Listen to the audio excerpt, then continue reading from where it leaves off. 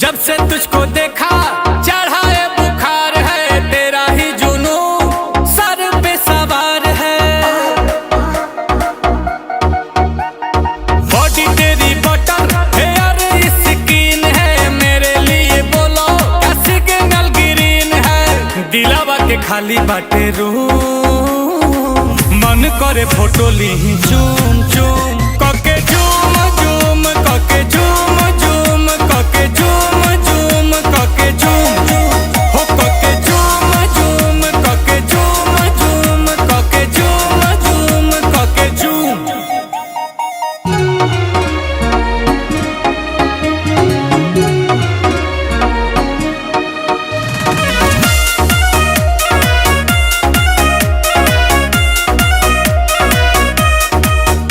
वो मीठी मीठी बातें गजब की मुलाकातें, वो याद आती है रात जाने जा।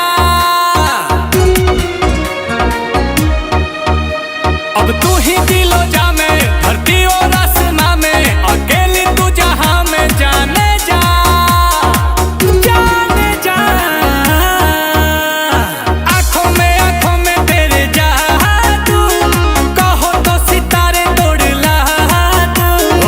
देखो ही में लागेलू मासूम, तोहरे ला करतानी होम होम कके झूम झूम कके झूम झूम। तहर फोटो हम देखी कके झूम त जला झूम झूम जला झूम झूम, तके देखिए के मन जला झूम।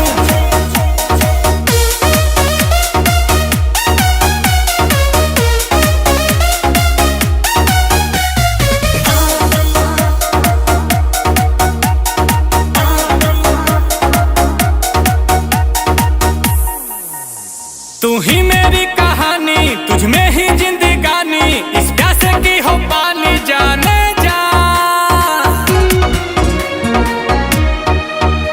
ये दिल तेरा दीवाना, तू मेरा ही ठिकाना, मौसम है आशिकाना जाने जा जाने जा। सांसों में तू बसी है, लबों पे मेरे तू ही हंसी है। गुची के लगा के परफ्यूम, फिगर ब्लास्ट करे बूम।